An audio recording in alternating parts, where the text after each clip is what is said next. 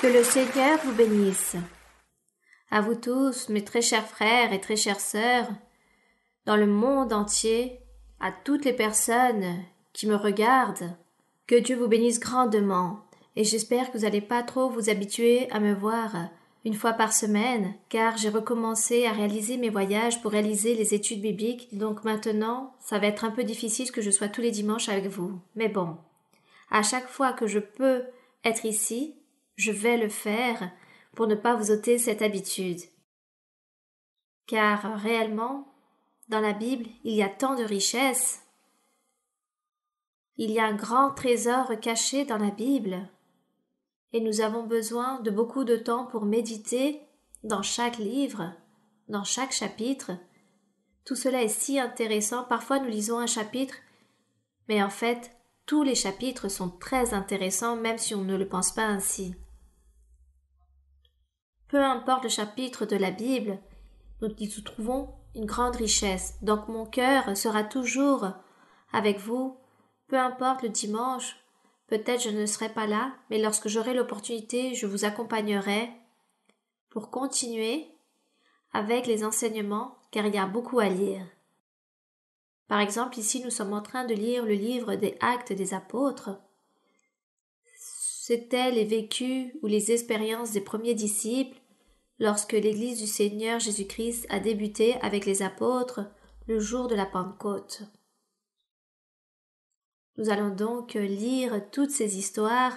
C'est un récit merveilleux de tous ces vécus, des expériences des apôtres et aussi certains miracles que Dieu a réalisés dans certaines situations, dans certains événements qui se sont produits.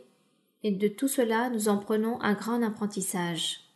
C'est pourquoi les études bibliques sont très importantes, car à travers les études bibliques, il y a certaines questions, les frères et sœurs posent leurs questions, et cela est très important aussi pour édifier notre vie spirituelle. L'étude biblique est donc très importante. Je ne veux pas cesser de le réaliser, donc je devrais partager mon temps dans toutes ces choses. Et que dire aussi des méditations que nous faisons pour les pasteurs, car on nous enseigne beaucoup de choses, nous apprenons beaucoup de choses, et nous espérons que Dieu agisse dans nos cœurs, que Dieu se remplisse de miséricorde de chacun d'entre nous, et qu'il prépare nos cœurs pour apprendre et mettre en pratique et obéir à cette merveilleuse œuvre de Dieu, ce travail, cette fonction que Dieu a établie face à chacun de nous, et que nous soyons très responsables, que nous puissions accomplir avec ces ordres de notre Dieu. Lorsque nous lisons dans l'Ancien Testament les ordres que Dieu a envoyés à Moïse au peuple d'Israël qui devait accomplir toutes ces choses, là nous voyons le Saint-Esprit aussi qui se reflète en nous, de la manière de quelle façon il nous ordonne et de quelle façon il nous dit que nous devons travailler, servir le Seigneur et gagner beaucoup d'âmes pour le Seigneur, et que nous devons donner un bon témoignage, de bons exemples. Donc, Dieu continue à travailler avec l'homme. C'est pourquoi, mes très chers frères et très chères sœurs, le dimanche, lorsque je ne serai pas avec vous, n'allez pas penser que tout a pris fin. Je serai sûrement en train de réaliser une étude biblique dans un autre pays. C'est pourquoi je dois partager mon temps et gérer mon temps. Mais je suis très heureuse pour tous les résultats spirituels que nous avons pu voir jusqu'à présent, pour tous les miracles, les prodiges, tout ce que Dieu a réalisé durant la pandémie. Et ensuite, nous avons vu les fruits. Nous avons vu aussi beaucoup de visages dans l'Église que lors de la pandémie, ils ont écouté les enseignements, Dieu les a écoutés, ont écouté leurs prières, et aujourd'hui, toutes ces personnes sont dans l'Église, et cela nous rend très heureux. Vous pouvez vous asseoir, que Dieu vous bénisse, les frères et sœurs qui sont ici à Weston, que Dieu vous bénisse également. Vous pouvez tous vous asseoir, vous mettre à l'aise là où vous vous trouvez. Aujourd'hui, la lecture qui nous correspond, car nous allons lire dans le livre de Actes, chapitre 3. Nous allons lire dans Actes, chapitre 3, et nous allons de cette façon, avec cette même allégresse, lire et nous allons voir qu'est-ce que nous allons trouver aussi pour nous. Qu'allons-nous trouver pour notre vie spirituelle? Pour l'accroissement de notre vie spirituelle, de pouvoir comprendre la doctrine, la mettre en pratique, l'observer, obéir à Dieu, venir avec un cœur sincère,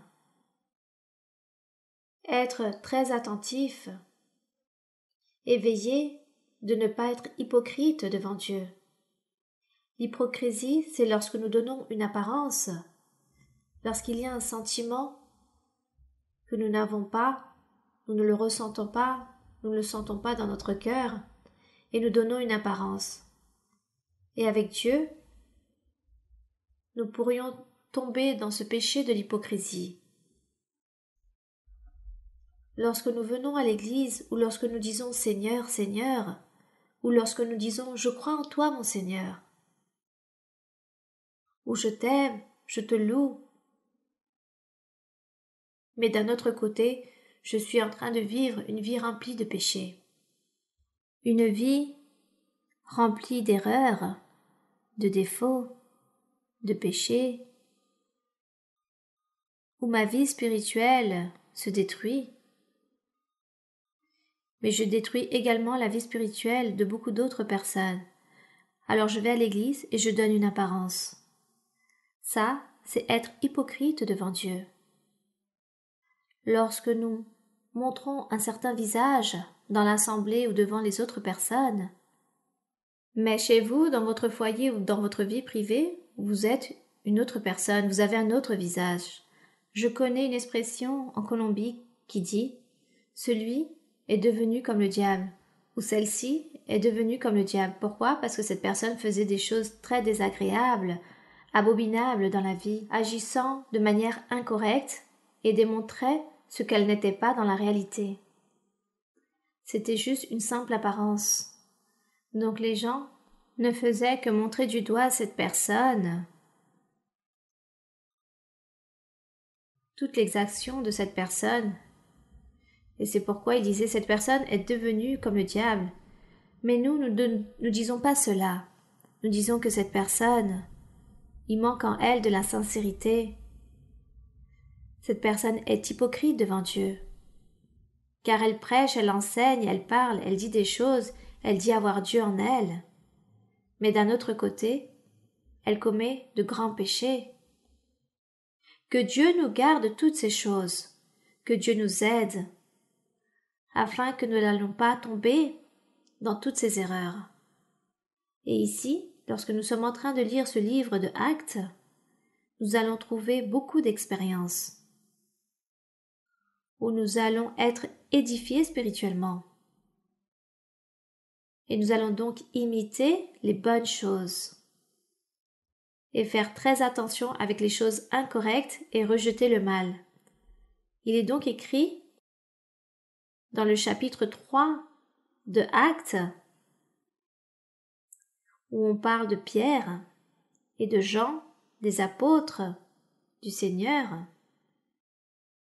La parole dit ainsi: Pierre et Jean montaient ensemble au temple à l'heure de la prière, c'était la 9e heure. Lorsqu'il dit ici qu'il montait au temple, ce temple était le temple des Juifs, car il n'y avait pas un autre lieu où les personnes pouvaient se rassembler, les apôtres ou les disciples du Seigneur.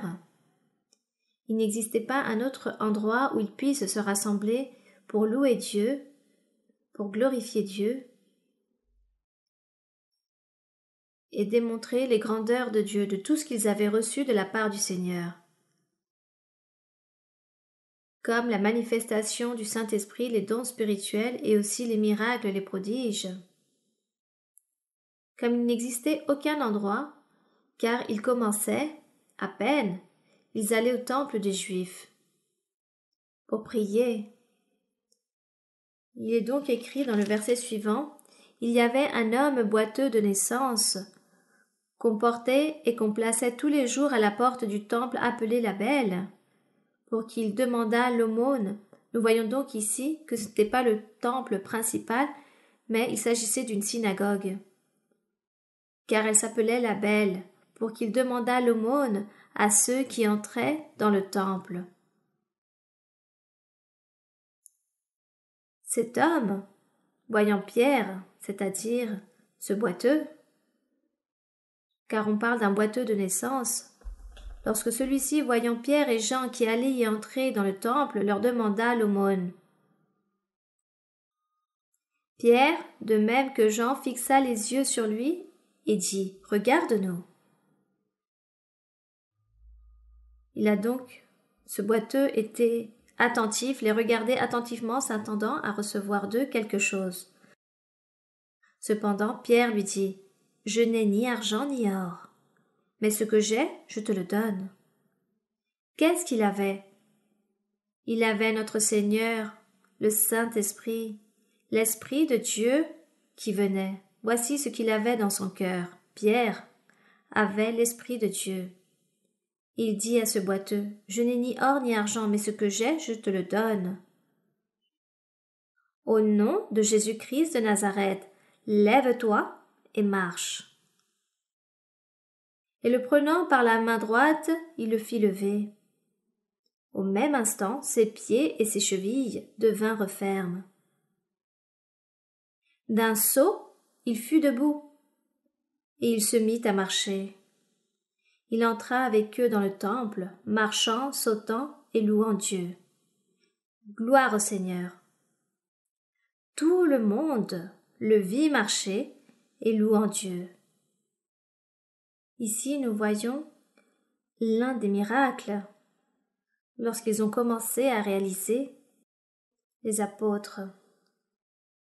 Puis il reconnaissait que c'était celui qui était assis, c'est-à-dire le peuple, reconnaissait ce personnage qui s'asseyait à la porte du temple pour demander l'aumône.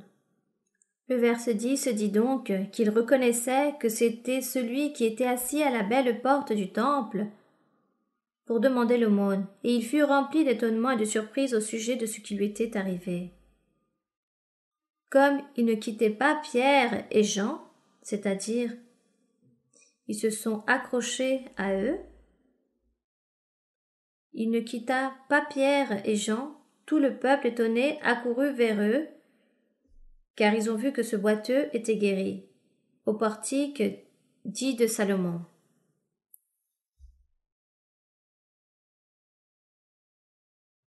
Lorsqu'il parle du portique dit de Salomon, il s'agit d'une porte. Dans la ville de Jérusalem, il y avait des portes de sortie d'urgence, et dans ces portes, les personnes entraient et sortaient, les personnes qui marchaient.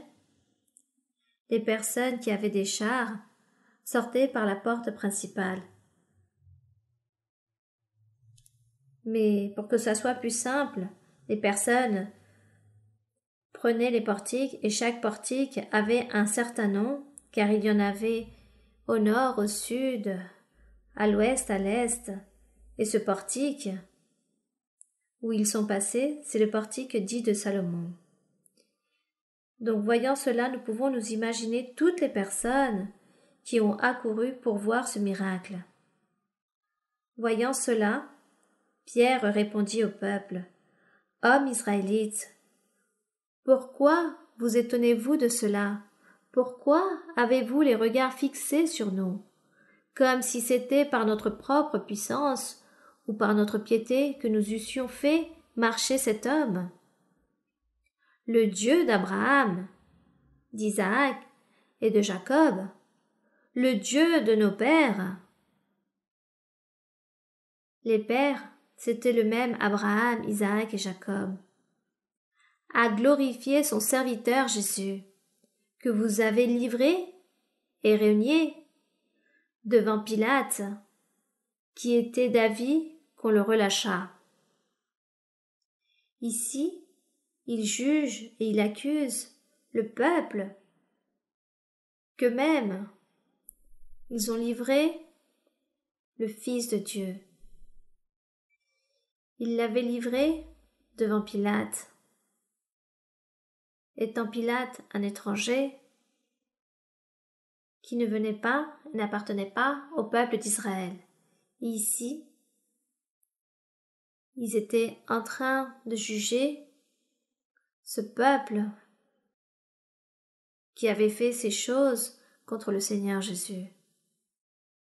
Puis, Pierre dit au peuple dans le verset 14, « Vous avez renié le saint et le juste, et vous avez demandé qu'on vous accordât la grâce d'un meurtrier. »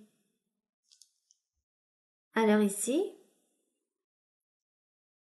il rappelle tout ce qui s'est produit.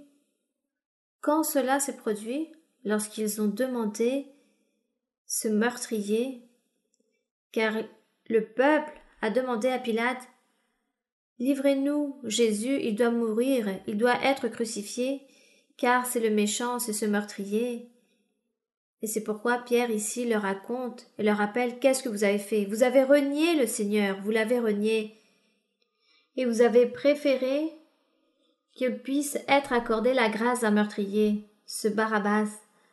Lisons dans Luc 23. Ici dans Luc 23,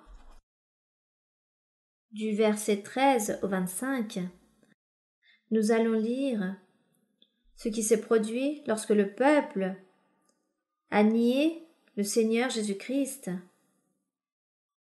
et lorsqu'ils ont demandé à Pilate de ne pas sauver la vie du Seigneur, mais qu'il puisse être condamné à mort, et qu'il fallait plutôt accorder ce meurtrier qui avait connu tant de crimes, tant d'homicides, qu'il fallait le délivrer. Nous le trouvons ici dans le livre de Luc, chapitre 23, verset 13 au verset 25, il dit la chose suivante. Pilate, ayant assemblé les principaux sacrificateurs, les magistrats et le peuple, leur dit, « Vous m'avez amené cet homme comme existant le peuple à la révolte, et voici, je l'ai interrogé devant vous, et je ne l'ai trouvé coupable d'aucune des choses dont vous l'accusez. Hérode non plus, car il nous l'a renvoyé. Et voici, cet homme n'a rien fait qui soit digne de mort. » Nous voyons ici de quelle façon Pilate essayait de défendre le Seigneur Jésus-Christ. Verset 16, il est écrit, « Je le relâcherai donc après l'avoir fait battre de verges. » À chaque fête, il était obligé de le relâcher un prisonnier, donc c'est-à-dire chaque année, lors de la Pâque, Pilate avait coutume de relâcher un prisonnier ou un meurtrier. Il le relâchait et le délivrait, le rendait libre. Voici ce qu'il faisait une fois par an lors de la Pâque, cette fête des Juifs. Et comme c'était durant cette même période, lors de la fête de la Pâque, c'est pourquoi Pilate dit « Je vais délivrer et relâcher Jésus, et ensuite nous allons le battre. » Et comme il avait coutume chaque année de relâcher un prisonnier, c'est pourquoi il dit dans le verset 18 « Ils s'écrièrent tous ensemble, tout le peuple, toute la foule. » Comme Pierre disait à toutes ces personnes qui sont parties voir le miracle de ce boiteux, il dit qu'ici le peuple regardait, étonné par ce miracle, et Pierre dit « Vous tous, vous avez livré le juste, le saint, devant Pilate. Vous l'avez renié. » C'est pourquoi dans le verset 18 il dit « Ils s'écrièrent tous ensemble, disant « Fais mourir celui-ci et relâche-nous Barabbas. » Barabbas était le meurtrier. Puis il dit « Cet homme avait été mis en prison pour une sédition qui avait eu lieu dans la ville et pour un meurtre. » Pilate leur parla de nouveau dans l'intention de relâcher Jésus.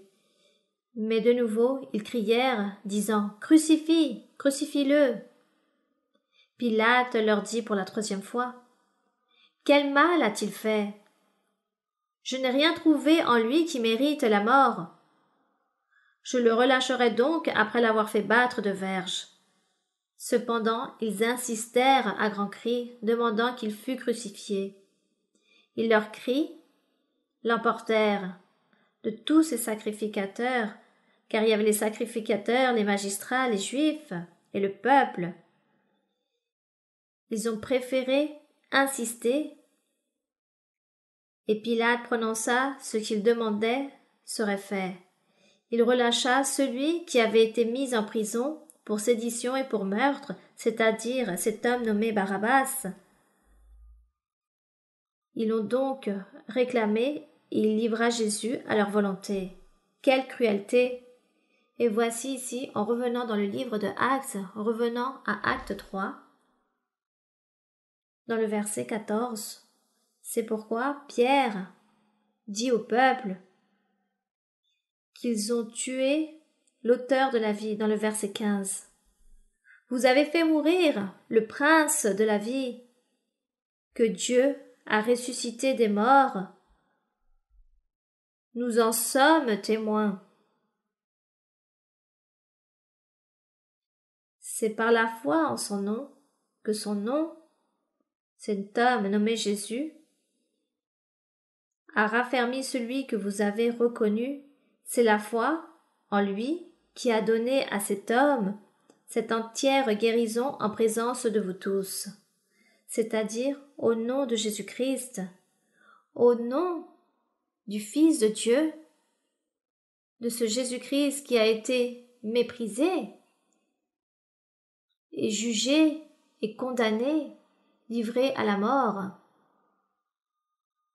Mais maintenant, ce Jésus qui a ressuscité se manifestait dans la vie des cœurs de ses serviteurs. Et là commençait à se former l'Église du Seigneur, le peuple véritable de Dieu, ce peuple d'Israël dans un sens spirituel, ce peuple que Dieu a voulu depuis le début relever, un peuple unique, un peuple saint et parfait, qui puisse être différencié des autres nations, des autres peuples qui pouvaient exister dans le monde. Dieu voulait se manifester en ce peuple. Il voulait diriger, gouverner et être le roi de ce peuple et bénir le peuple.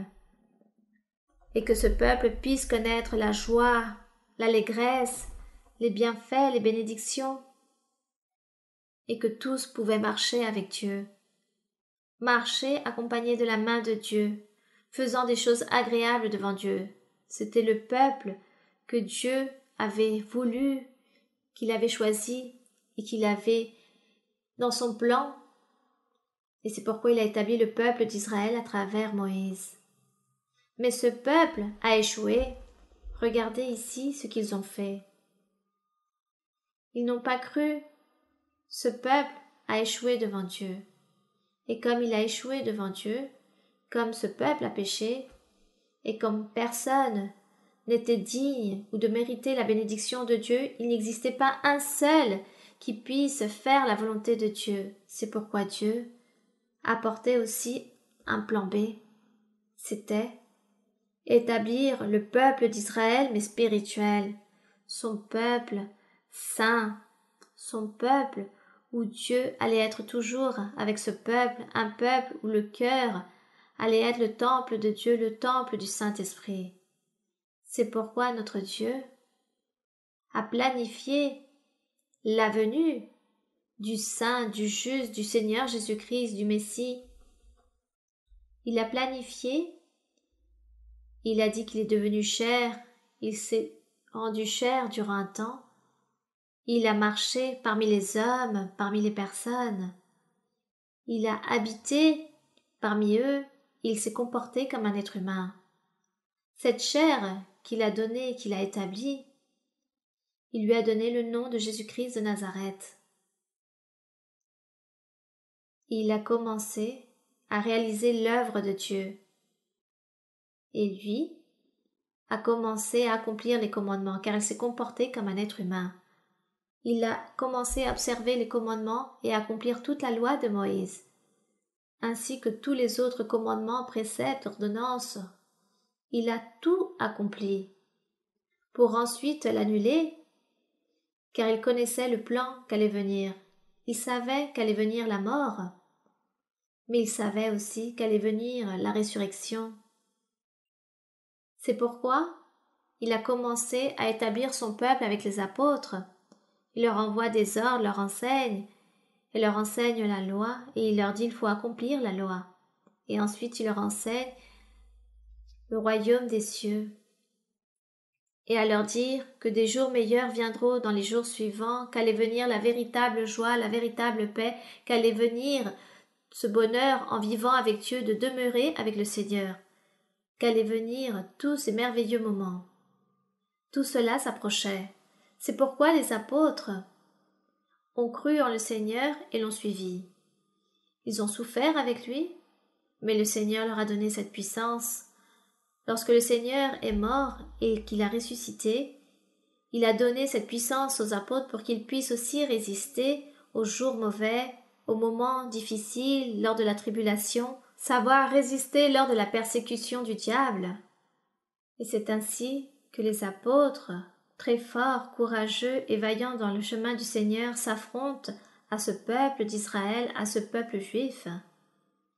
Ils s'y affrontent et nous voyons ici les miracles, et nous voyons aussi l'œuvre et la miséricorde que le Seigneur commence à réaliser à tous ses apôtres, car c'était le commencement de cette Église ou de ce peuple saint et parfait, de cette Sion véritable, de cette Jérusalem spirituelle, de ce peuple d'Israël spirituel. Là, il commençait à établir ce peuple. Donc, nous nous sentons très fiers aujourd'hui d'être ici, participants de ce peuple spirituel et de la présence de notre Dieu et des dons spirituels. Car tout ce que ces apôtres ont vécu dans l'ancien temps il y a plus de 2000 ans, aujourd'hui, nous aussi, nous le vivons, nous sentons la présence de l'Esprit de Dieu dans notre vie. Gloire au Seigneur. C'est pour cela que nous croyons en le Seigneur et nous croyons en Dieu, que Dieu vit. Gloire au Seigneur. Je vais donc ici continuer dans la lecture. Maintenant que nous nous sommes placés dans le temps, dans le contexte, nous sommes un peuple nouveau. Nous sommes le peuple d'Israël spirituel. Il n'existe plus celui qui était physique. Celui qui était physique est resté à l'oubli, dans le musée. Celui qui était physique est resté dans les musées. Aujourd'hui, celui qui est spirituel continue, il est en cours. Et il marche dans le monde entier, car il sera établi de personnes appartenant à différentes nations qui croiront en le Seigneur Jésus-Christ. Béni soit le Seigneur. Et ces personnes recevront le pouvoir du Saint-Esprit et seront au service de Dieu. Donc dans le verset 17, il est écrit « Et maintenant, frères, je sais que vous avez agi par ignorance, ainsi que vos chefs. Ils ont agi par ignorance, de donner la mort au Seigneur Jésus-Christ. » Puis il dit « Mais Dieu a accompli de la sorte ce qu'il avait annoncé d'avance par la bouche de tous ses prophètes. Gloire à Dieu. Des prophètes comme Ésaïe, Joël, Osée, Amos, Zacharie, Ézéchiel. Tous ces prophètes, comme Daniel aussi, Moïse, tous avaient parlé, avaient annoncé, avaient prophétisé à propos de ce qui allait venir dans les jours suivants, et le futur, c'était Jésus-Christ de Nazareth, son nouveau peuple, son Église, la nouvelle méthode de salut, l'évangile véritable du Seigneur Jésus-Christ. Voici ce que ont annoncé les prophètes dans l'ancien temps. C'est pourquoi il dit « Dieu accomplit de la sorte ce qu'il avait annoncé d'avance par la bouche de tous ses prophètes que son Christ devait souffrir. Donc, repentez-vous et convertissez-vous. » Pourquoi il dit qu'il fallait se repentir? Car à travers cela, il voulait leur dire que c'étaient eux les malfaiteurs qui avaient condamné un homme juste, ils l'avaient livré à la peine de mort. Et c'est pourquoi l'apôtre leur dit, il dit au peuple, repentez-vous, repentez-vous d'avoir livré à Jésus-Christ de Nazareth de l'avoir livré à Pilate et de l'avoir condamné à mort. Vous devez vous repentir. Et convertissez-vous au Seigneur. Croyez au Seigneur Jésus-Christ qu'il est le Fils de Dieu, le même Dieu, l'envoyé de Dieu, celui que Dieu a promis, le Sauveur, ce roi parfait qui va gouverner et qui a commencé déjà à gouverner et encore aujourd'hui il gouverne. C'est ce roi parfait qui est là. Convertissez-vous en lui, croyez en lui, déposez votre assurance en lui. Il est esprit. Il ne s'agit pas d'une image, ni une statue. Il n'a aucune représentation physique.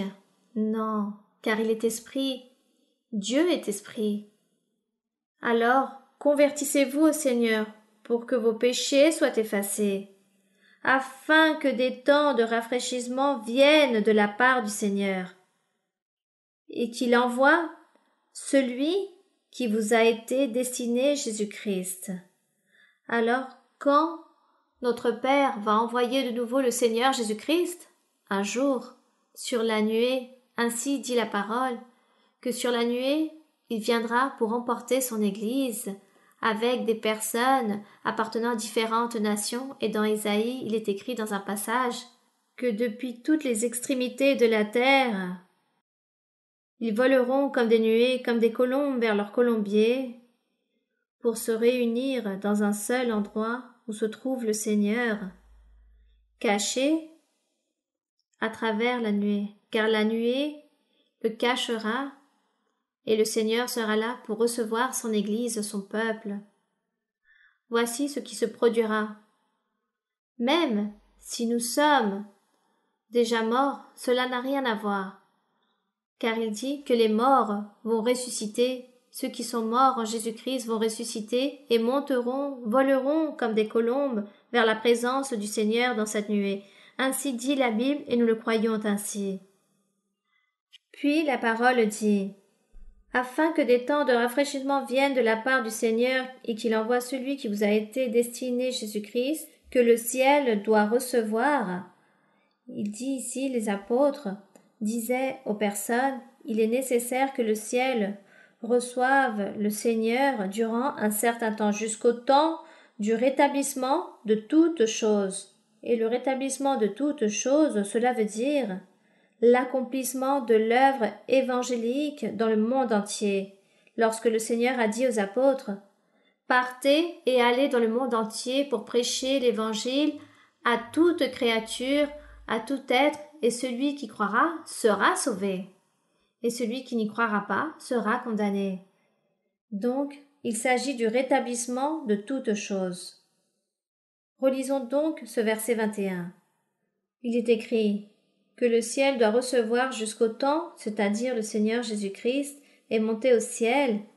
Il est donc nécessaire que le ciel le reçoive jusqu'à quand? Jusqu'au temps du rétablissement de toutes choses, jusqu'à ce que l'Évangile puisse être prêché dans le monde entier lorsque l'Église sera établie, lorsque l'Église du Seigneur soit formée d'apôtres, d'évangélistes, de pasteurs, de docteurs, que toutes les églises doivent avoir toutes ces choses, toutes ces règles, et là nous dirons que nous sommes en train de marcher dans la voie du Seigneur. Lorsque l'Église sera parfaite et sainte, car les dons spirituels, tous ces apôtres, prophètes, docteurs et évangélistes, qui sont remplis de ces dons, se chargeront de perfectionner chaque croyant, chaque homme, chaque femme, de les perfectionner, de les sanctifier à travers les dons spirituels. Car ensuite Dieu leur révélera aux prophètes que ce croyant, par exemple, marche mal devant Dieu et qu'il se convertit à tel péché, donc il sera réprimandé, et la personne dira: je me repentis ou je sors d'ici, ou je m'en vais d'ici. La personne prendra une décision. Elle dit: je vais me repentir car je veux suivre la voie de Dieu.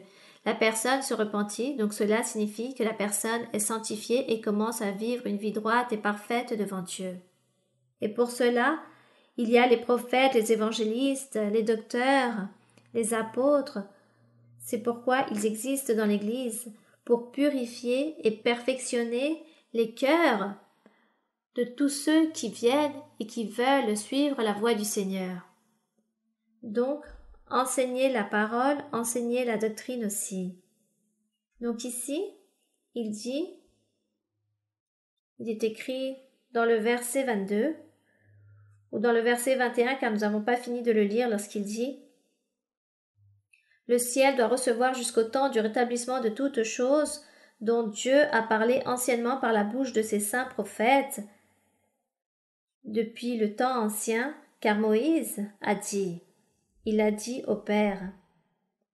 Moïse a parlé à Abraham, Isaac, Jacob, et aux fils de Jacob, il leur a dit, le Seigneur, votre Dieu, vous suscitera d'entre vos frères un prophète comme moi.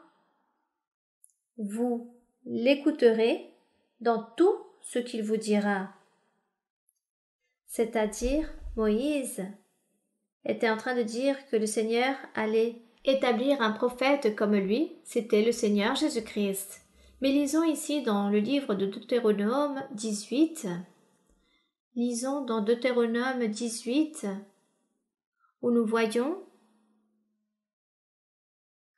la promesse accomplie. Ici dans Deutéronome chapitre 18, nous allons lire à partir du verset 15 au 19. Ces promesses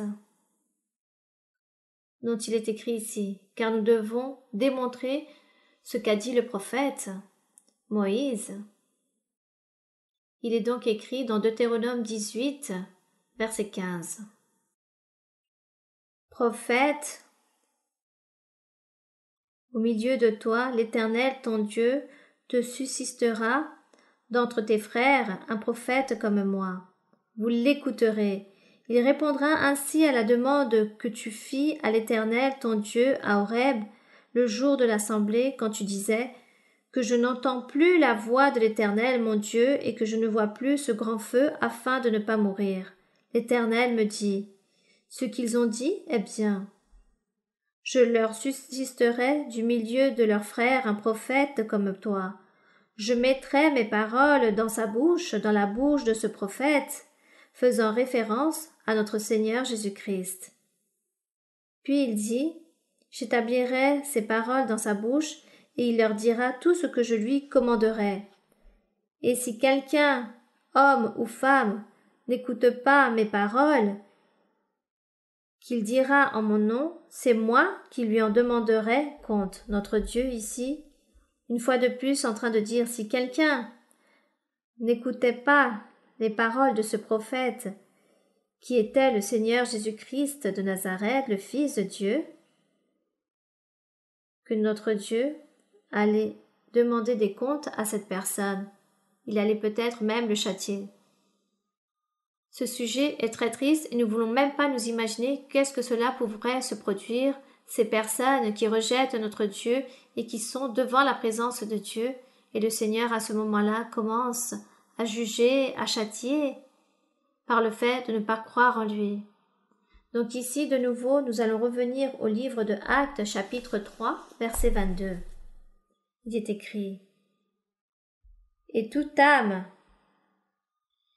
qui n'écoutera » dans le verset 22, je répète à nouveau, car Moïse a dit au père de l'ancien taux, nous l'avons déjà lu dans Deutéronome, de quelle façon Moïse s'est dirigé à tout le peuple d'Israël et leur a dit que le Seigneur allait établir un prophète comme lui, et ce prophète, il fallait l'écouter. Il fallait écouter ce qu'il disait. Donc le Seigneur votre Dieu vous suscitera d'entre vos frères un prophète comme moi, vous l'écouterez dans tout ce qu'il vous dira.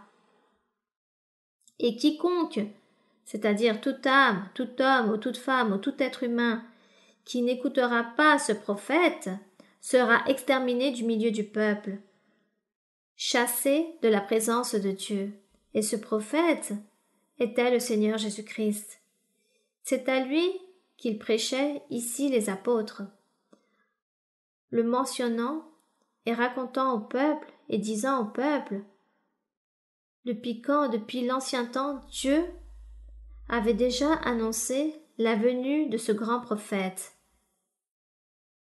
et qu'il allait être comme Moïse, et qu'il fallait le respecter, l'écouter, le vénérer. C'était l'enseignement de ses apôtres, et c'est pourquoi ici le verset 24 dit: tous les prophètes, depuis Samuel et plus en avant, qui ont successivement parlé, ont aussi annoncé ces jours-là, c'est-à-dire le prophète Samuel, le roi David aussi. Dieu leur a annoncé qu'allait venir ce grand prophète dans les jours suivants. Voyons par exemple la prophétie ou le livre prophétique d'Ésaïe. Il parle dans ce livre de tout ce qui a un rapport avec notre Seigneur Jésus-Christ, à ce Rédempteur, ce roi qu'allait venir, au Sauveur qu'allait venir dans les jours suivants.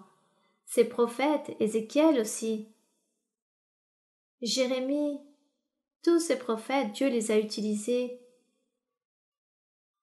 qui ont prophétisé dans l'époque des rois. Tous ont prophétisé par rapport à ce grand prophète qu'allait venir dans les jours suivants, dans le futur. Ils le nommaient le grand prophète, les apôtres, lors de leur enseignement. Et par prudence, à tout le peuple qui les écoutait, il leur disait oui.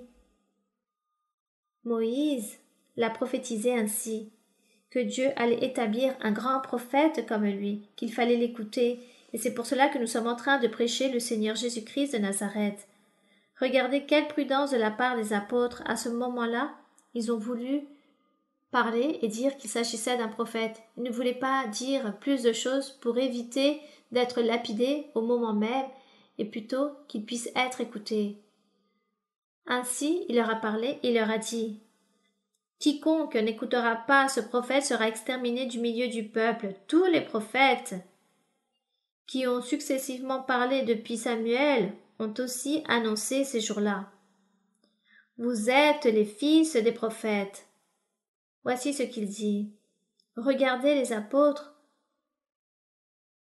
De quelle façon, à travers leur prudence, de quelle façon ils ont prêché avec ce peuple qui se trouvait là, curieux, voyant ce boiteux guérir. Ils ont commencé à prêcher d'une manière très intelligente, étant très prudents pour ne pas avoir des ennemis à ce moment-là où que les personnes viennent les lapider, mais ils ont fait les choses avec prudence, avec intelligence, avec sagesse, car il dit: vous êtes les fils des prophètes. Il leur donne une importance, un statut. Il dit: vous, peuple. Il ne dit pas: vous êtes les méchants qui ont péché, vous êtes des ignorants qui ne connaissent pas la parole de Dieu, vous allez être condamnés. Il n'a pas dit cela. Il leur a dit: vous êtes les fils des prophètes. Comment aller être heureux lorsque les apôtres disent cela à ce peuple?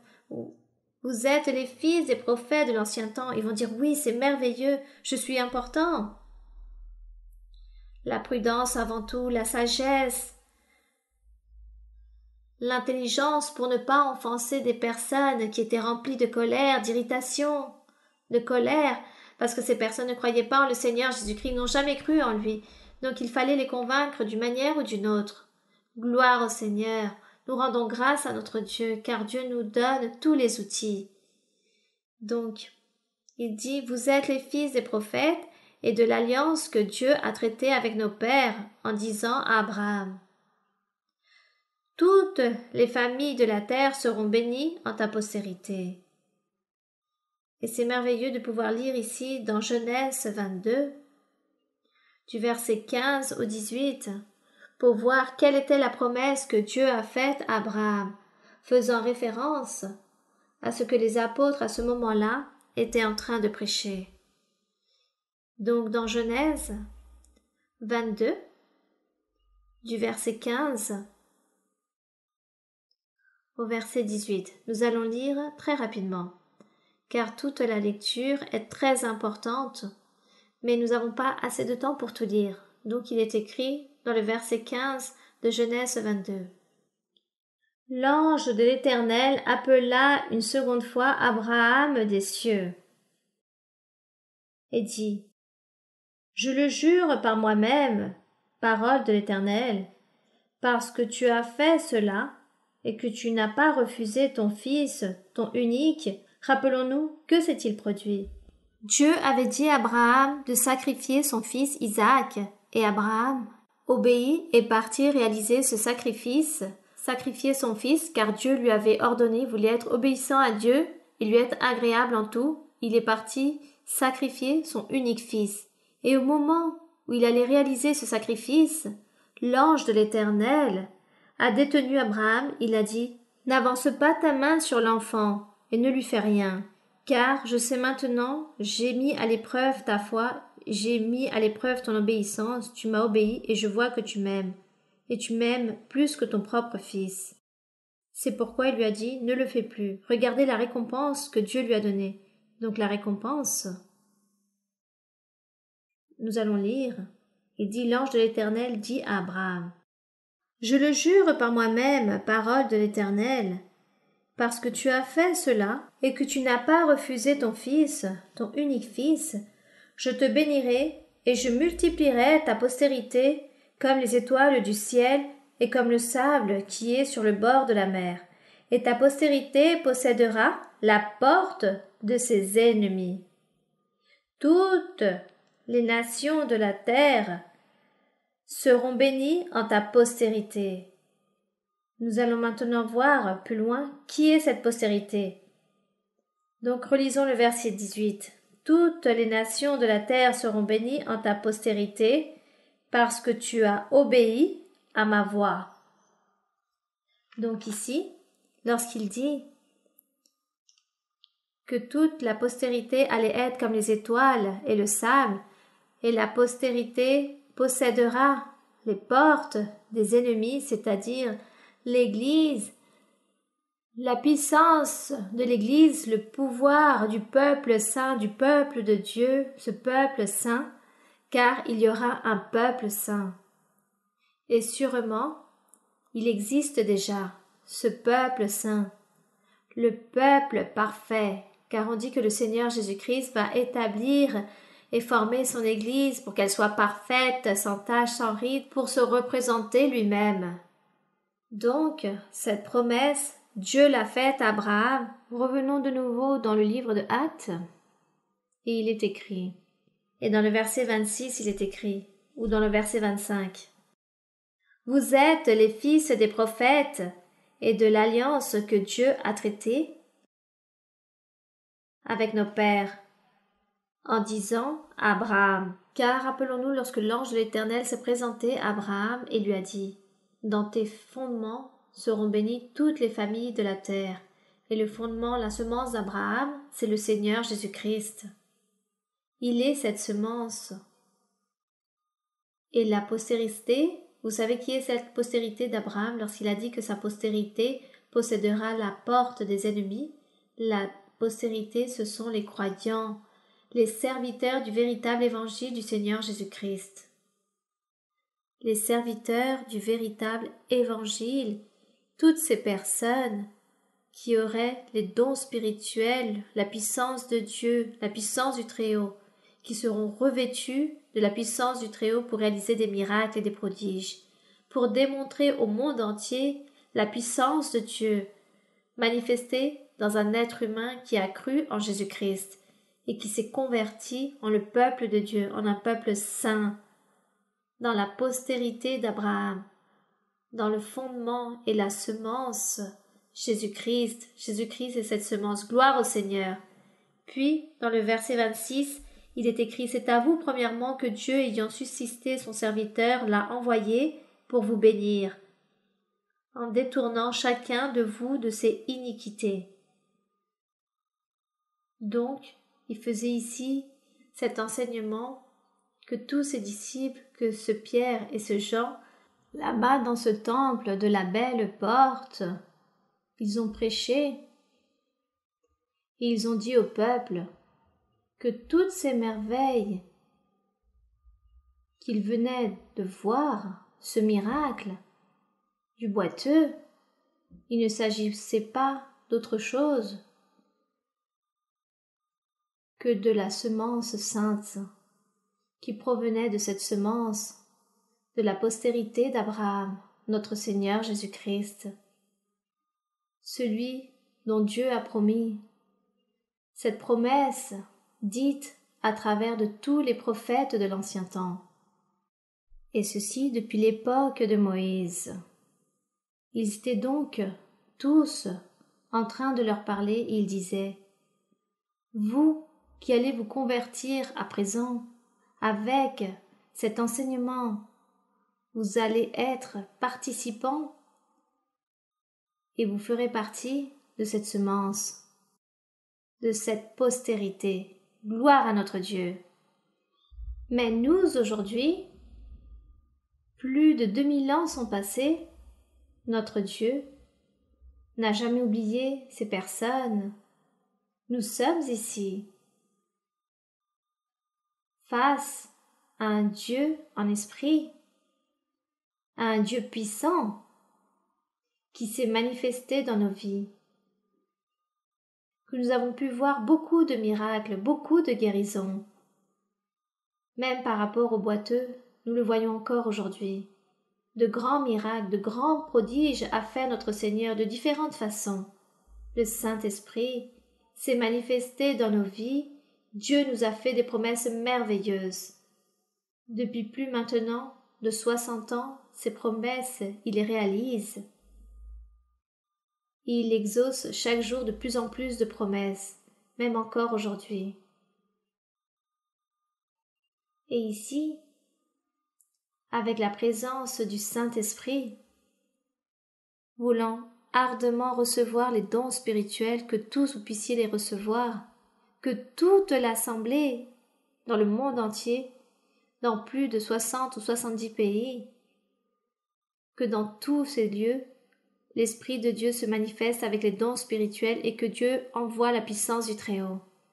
Cette puissance pour pouvoir réaliser des merveilles, des prodiges, au nom de Jésus-Christ de Nazareth, le Fils de Dieu, notre Roi, notre Seigneur. Que l'honneur et la gloire soient pour notre Dieu. Je vous invite donc à lire la Bible. Lisez la Bible, mais lisez-la avec votre cœur. Ne la lisez pas comme une simple histoire, ne la lisez pas comme s'il s'agissait d'un simple livre. Lisez la Bible comme la parole de Dieu, comme si Dieu serait en train de vous parler. Il faut le lire ainsi, que c'est Dieu qui est en train de vous parler, de vous envoyer, de vous donner des ordres. De cette façon, il faut lire la Bible, et de cette façon viendra la puissance du Très-Haut, et Dieu vous revêtira, et de cette façon, vous recevrez un changement de vie, une transformation dans votre vie. Votre cœur sera plus allègre. Nous allons donc prier. Père Saint, Père Céleste, Dieu d'Abraham, d'Isaac, de Moïse, de Jacob, Dieu des 12 fils d'Israël, de Jacob, par lesquels tu as établi une nation, auxquels tu t'es manifesté, tu leur as parlé, tu leur as envoyé des lois, des statuts qu'ils devaient accomplir. Mais ta parole ne change pas, tu n'as pas changé, car tu es le même, celui d'hier et d'aujourd'hui. Tu es ce Dieu tout-puissant. Aujourd'hui, nous sentons ta présence, comme si c'était ce Dieu qui a parlé hier à Abraham, à Moïse. De cette façon, nous te sentons, de la même façon, mon Seigneur. Tu es le même. Gloire à ton nom. Louange à ton nom pour toujours. Béni soit le Seigneur. Merci, mon Dieu. Merci, Seigneur. Je te demande, mon Père, de nous revêtir du pouvoir de la puissance du Très-Haut à chacun d'entre nous, que tu puisses relever toutes les assemblées et envoyer des prophètes, des docteurs et de grands pasteurs.